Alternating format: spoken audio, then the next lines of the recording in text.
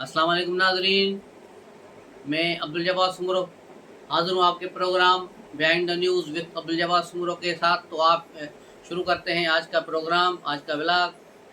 आज पाक फ़ौज ने कल जो दहशतगर्दी की कार्रवाइयाँ हुई थी, उसके जवाब में अफ़गानिस्तान में घुसकर दहशतगर्दों के ठिकानों पर हमले किए, जहाँ टीटीपी के कमांडर मारे गए हैं, जो इस कल की वारदात के मास्टरमाइंड थे। जिसके बाद अफ़गान बॉर्डर पर इंतहाई सख्त टेंशन शुरू हो चुका है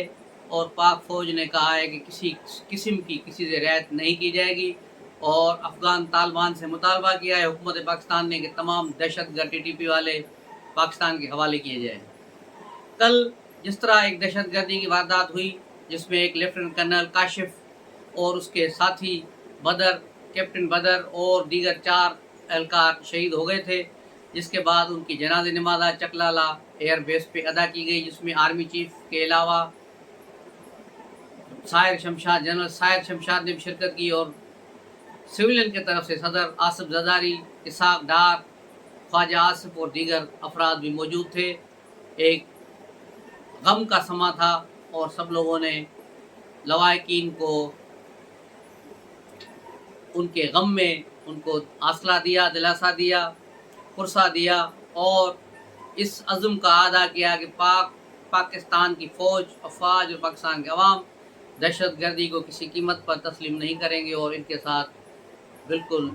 खुली जंग होगी। आसिफ अली जरदारी ने भी इस मौके पर कहा कि ये हमारे बच्चे शहीद किए गए हैं, इनका बदला लिया जाएगा और आज वो बदला पूरा हो गया। आज उनसे बदला ले लिया गया है, वो एक दहशतगर्द मारे गए हैं। उसके अलावा आते हैं आज जो सूरत हाल चल रही है, सियासी पोजीशन, उस पर बात करेंगे कि पीटीआई में कल अलीमा बाजी ने जो जुमे वाले दिन कहा था कि पीर के रोज़ तमाम एमएनए एमपीएस पीटीआई के आकर यहाँ जमा हो और इस्लामाबाद हाई कोर्ट में जब इमरान खान की साइफर केस पर पिटीशन हो तो तमाम अफराद वहाँ जमा हो, लेकिन उसके इस ऐलान के बावजूद मुट्ठी भर एमएनए एमपीएस वहाँ मौजूद थे, उसके अलावा कोई भी नहीं आया। तो ये अलीमा बाजी की काल हवा में चली गई।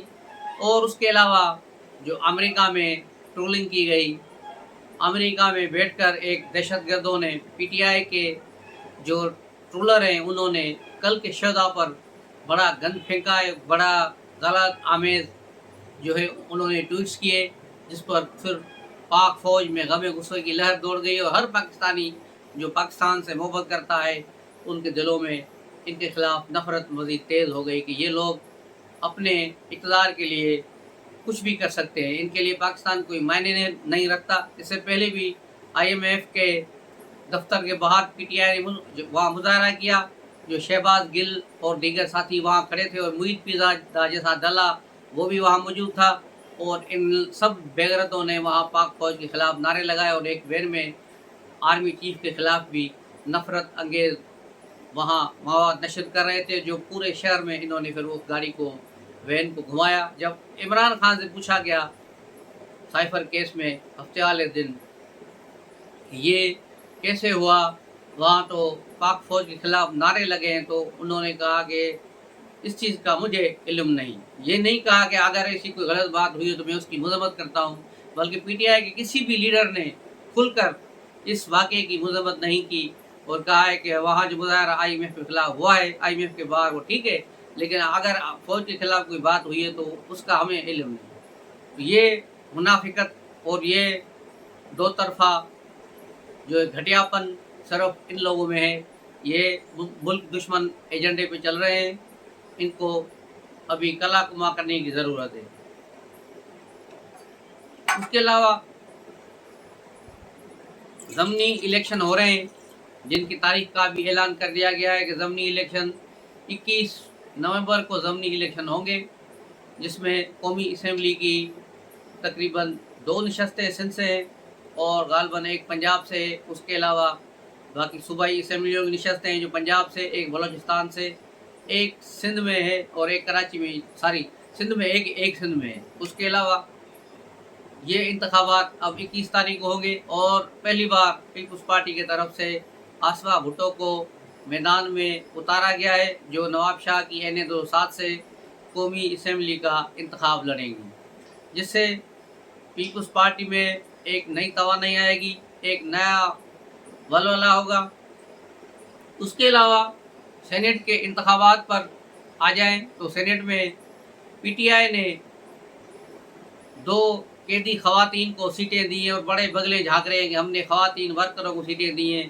لیکن ان کو ایک کو خواتین کی نشست پر پنجاب سے کھڑا کیا گیا ہے اور دوسری ڈاکٹر یاسمین کو